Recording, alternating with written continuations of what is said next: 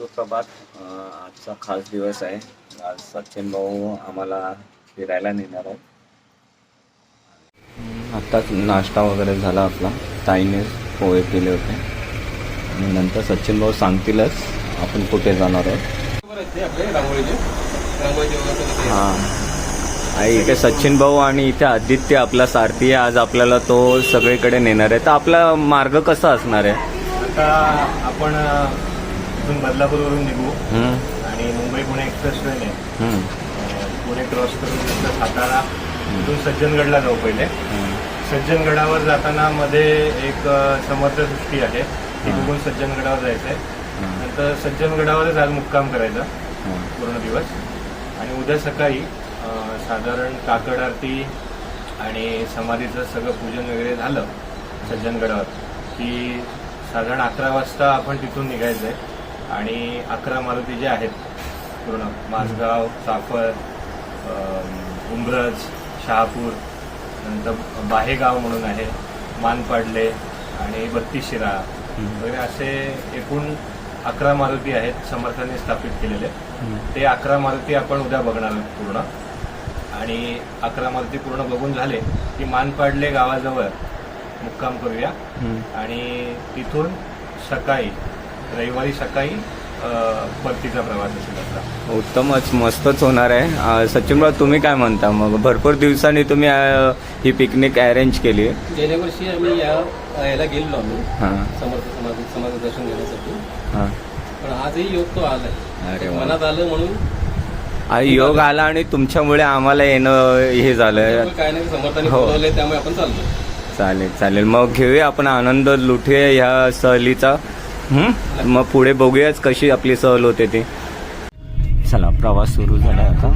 इथे चाळके काका आहेत, जयेश आहे आणि हळूहळू पुढे जाऊ आपण, बघू.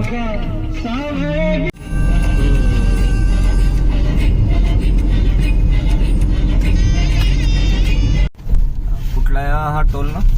मुंबई पुणे. आता आपण मुंबई पुणे क्रॉस केला आहे.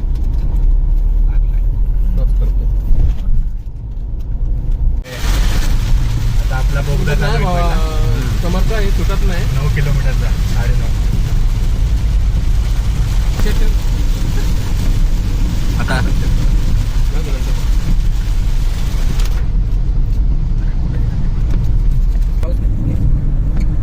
मोबाईल सांभाळ ना, का जोरात झटका बसेल. आपण स्पीड मध्ये आहोत, 70च्या स्पीडला आहोत, जाणवत नाहीये ते.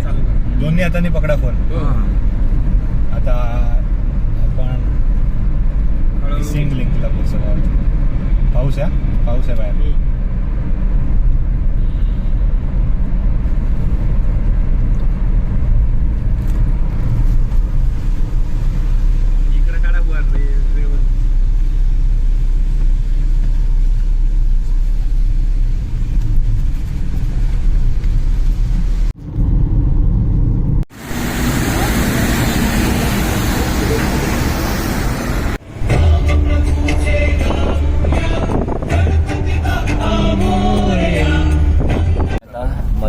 जेवणासाठी आम्ही थोडे सद्गुरू हॉटेल येत आहे.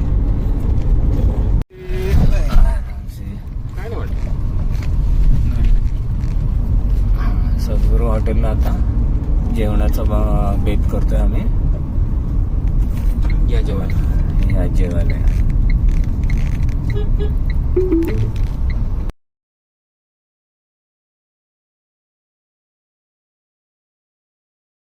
ज्वारीची भाकरी, वांग्याचं भरीत आणि पिठले येत आहे.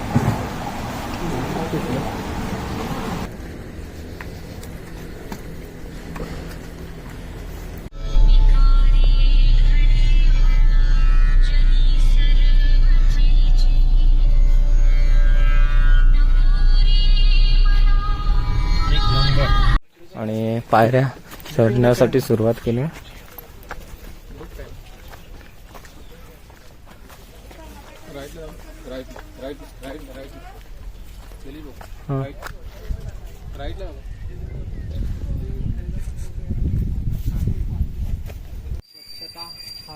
खरा विश्वास.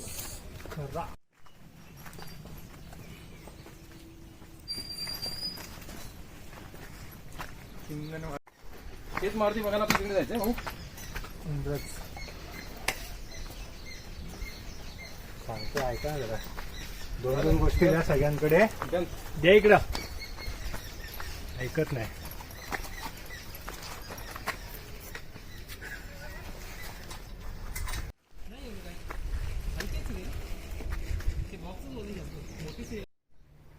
भरलेली मोठं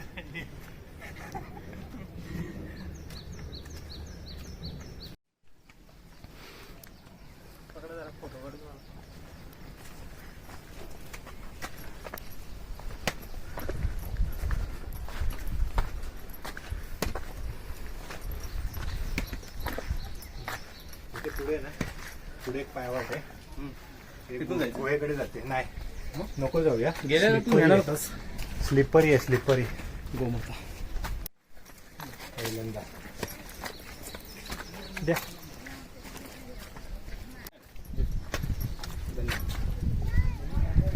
हे कसलं फळ आहे?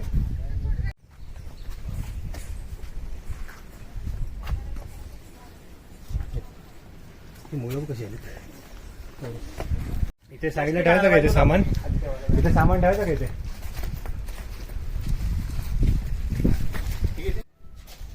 मोरांचा आवाज येतोय. काढ रे.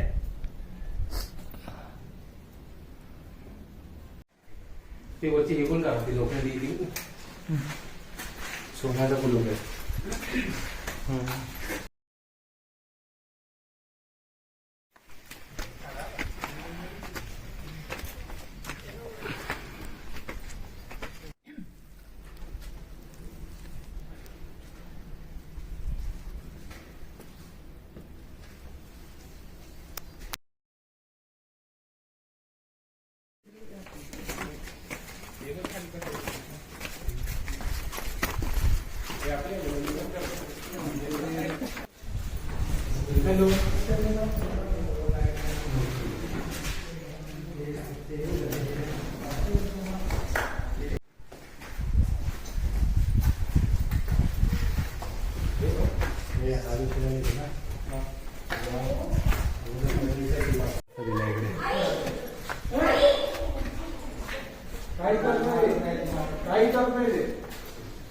समाधी त्याच खाली बरोबर.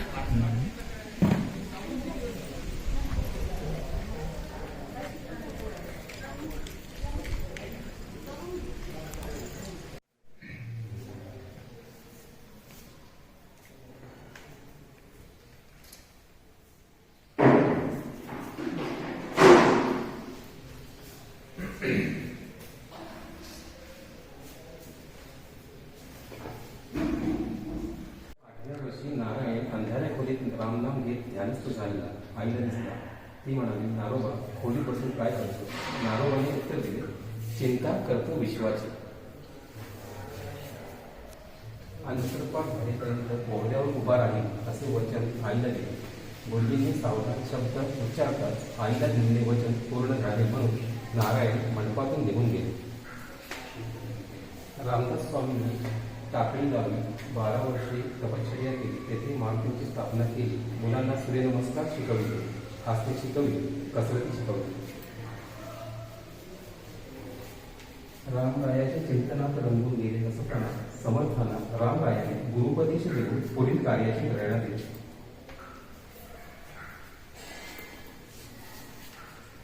टाकळीत समर्थ दररोज 1200 सूर्यनमस्कार घालत माधुकरी मागून मिळेल ते अन्न ग्रहण करेल. रामदास स्वामींच्या दर्शनासाठी शहाजीराजे टाकळीस आले आणि आपल्या जहांगीरी येऊन राष्ट्र उद्धाराचे कार्य करण्याची विनंती केली. समर्थ 12 वर्ष राष्ट्रकार्य करण्यासाठी गेले. 12 वर्षानंतर घरी आल्यावर समर्थांनी रामाचे स्मरण करून अंध आईला दृष्टी दिली. समर्थांनी गावोगावी हनुमंताची स्थापना करून मुलांना बलोपासना शिकविली. सामर्थ्यांची उपासना समाजाला देण्यासाठी 11 मारुतीची स्थापना केली. ते आपण आता पुढे बघणार आहोत.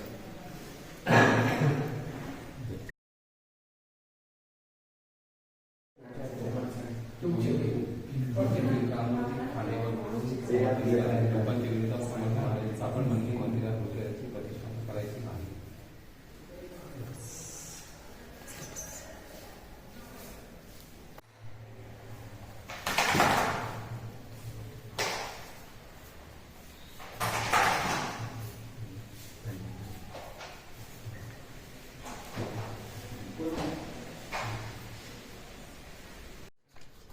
उचल त्याला इकडे इकडे. हा ह्याला घेतलं बरं असं.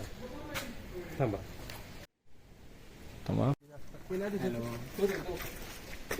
हॅलो हॅलो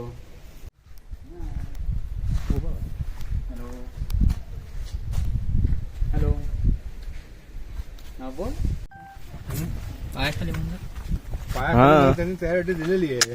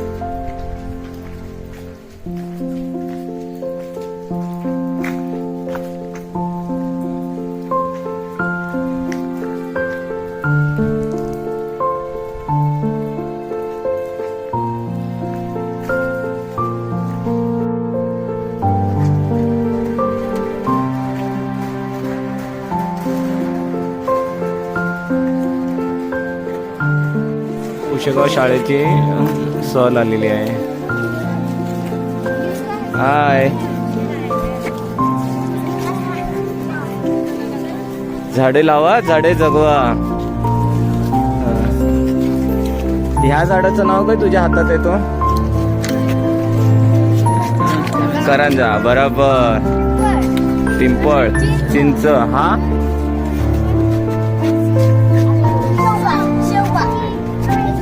शेवगा नाही.